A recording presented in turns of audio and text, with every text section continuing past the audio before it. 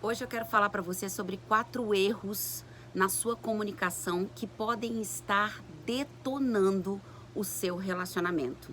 Esses são erros que a gente comete muitas vezes de forma frequente, sem se dar conta do quão nocivo eles são. Primeiro ponto que eu quero trazer para você é que a gente, como ser humano, a gente usa a comunicação para interagir com o outro. A forma como a gente fala, a forma como a gente se expressa, serve para que a gente possa se alinhar e se aproximar ou se afastar das pessoas. Agora imagina o quanto que isso não é crucial quando a gente está tratando do nosso relacionamento amoroso, do nosso casamento.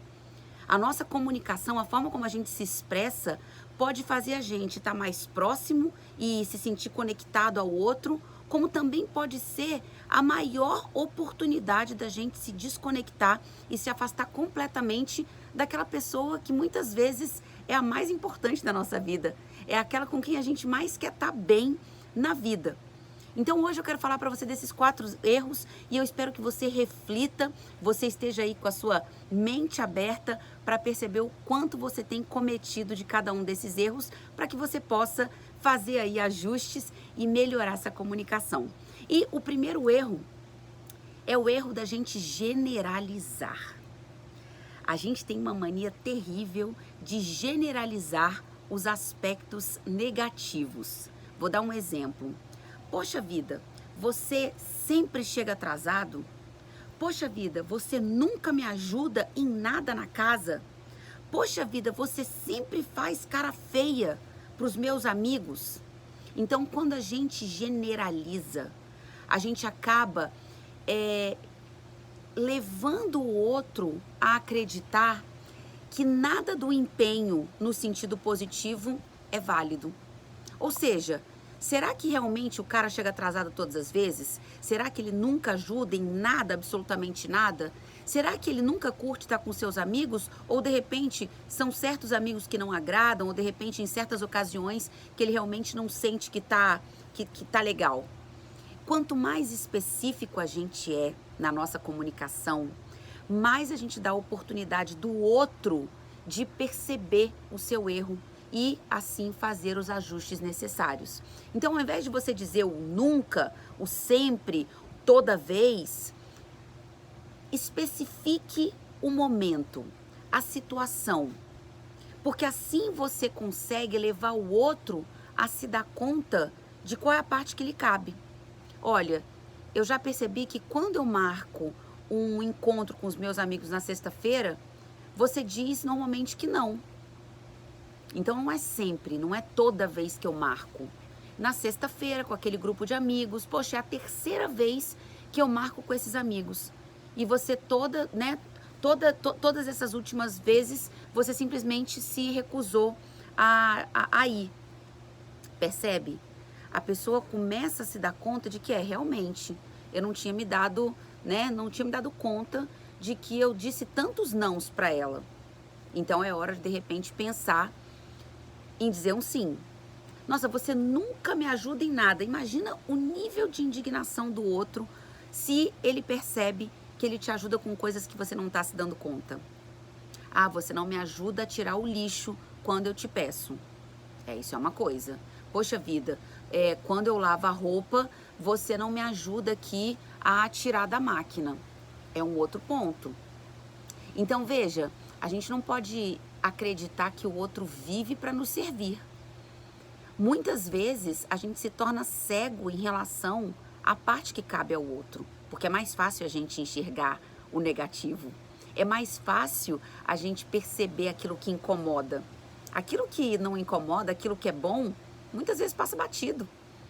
Para pensar. Quantas vezes a pessoa te ajuda e você não se dá conta porque é bom que o outro ajude. Aquilo que vem fácil, aquilo que flui naturalmente, eu não estou preparado para enxergar. Eu estou preparado para enxergar aquilo que me incomoda, aquilo que aperta o meu sapato, tá bom? Então, evita o máximo que você puder a generalização. Segundo erro que também é da comunicação. A gente acredita que se comunicar significa falar com propriedade, mas A comunicação tem um elemento fundamental que é saber ouvir. Você escuta com atenção? Você permite que o outro se expresse da forma como ele verdadeiramente deseja se expressar, do início ao fim? Ou você é uma pessoa que interrompe enquanto o outro está falando? Você escuta, entra no ouvido e sai no outro. Na hora que você fala, você quer que o outro tenha atenção. Mas na hora que o outro fala, você simplesmente ignora. Ou finge que está ali e já está pensando em outra coisa. Ou você finge que está ali e, na verdade, você está pensando na resposta.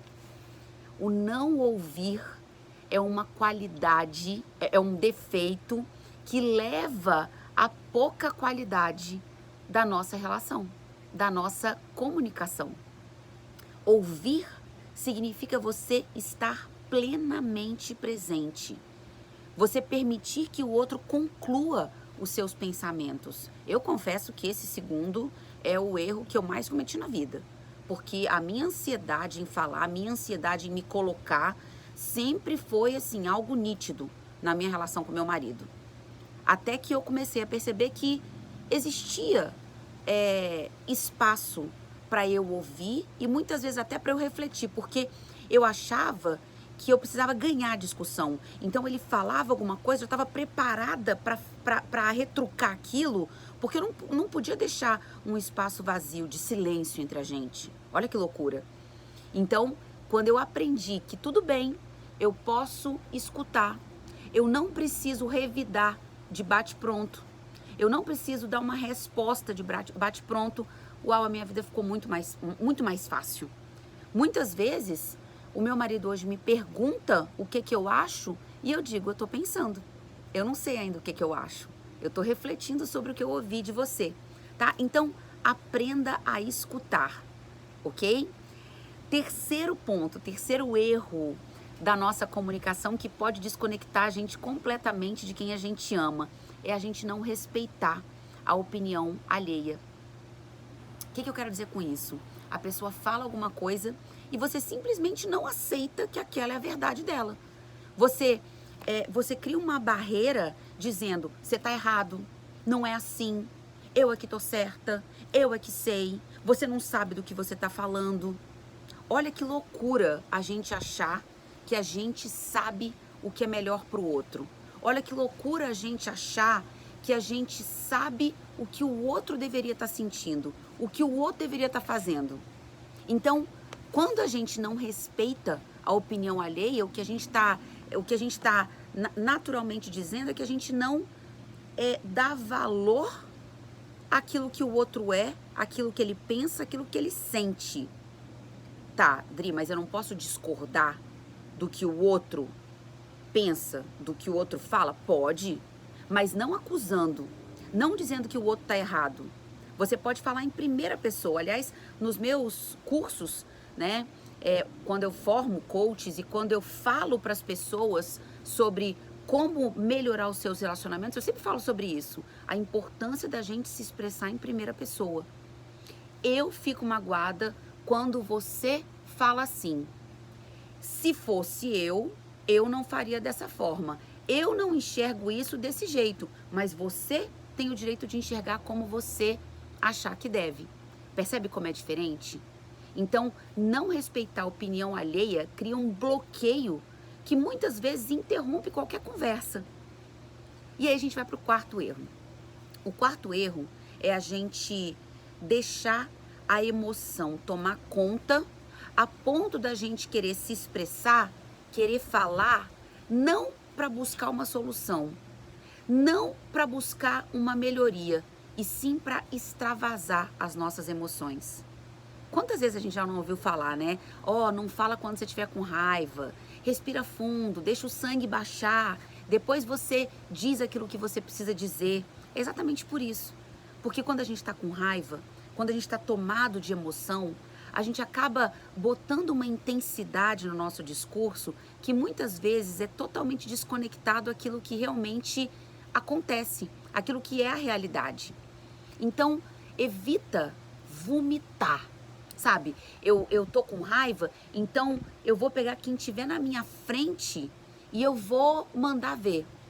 E normalmente quem sai perdendo são as pessoas mais próximas, né?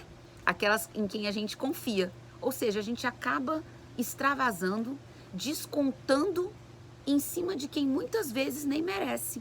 Simplesmente porque são pessoas que estão próximas. Simplesmente porque são pessoas que estão ali e que a gente confia e que a gente sabe que não vão nos abandonar.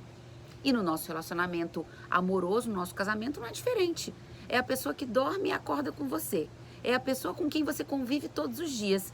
Então, nada mais natural do que você simplesmente vomitar tudo com intensidade, com raiva, mesmo que essa pessoa não mereça. Muitas vezes até merece, né? Ela foi a causadora da sua raiva. Mas será que ela merece a intensidade das palavras que você está usando? Será que ela merece a intensidade dos seus argumentos? Será que não seria diferente se você respirasse fundo e buscasse palavras um pouco mais gentis? Dá trabalho se comunicar. A gente primeiro precisa pensar aqui, refletir sobre a melhor forma de falar aquilo que a gente quer falar. Por quê? Obviamente não faz bem a gente fingir que não está sentindo. Não faz bem você simplesmente engolir algo que está te fazendo mal. Mas não faz bem também você falar por falar. A gente se expressa com a intenção de se aproximar. A gente se expressa com a intenção de deixar claro quem nós somos e aquilo que estamos sentindo. Então, se a nossa intenção é a melhor possível, a gente precisa buscar formas adequadas de fazer isso acontecer. Bom, eu espero que você possa refletir sobre cada um desses erros. Eu espero que a partir da sua reflexão você possa fazer ajustes na sua comunicação para que você se sinta cada vez mais próxima de quem você ama. E assim você possa seguir junto numa convivência pacífica de amor e de harmonia. Porque isso é construído todos os dias, não é mágica, é empenho e dedicação, tá bom? Agora me diz aqui, me bota aqui nos comentários, desses 4 erros, 1, 2, 3 e 4, qual é aquele que você comete com mais frequência? Quero saber, tá? Um beijo grande pra você e até a próxima.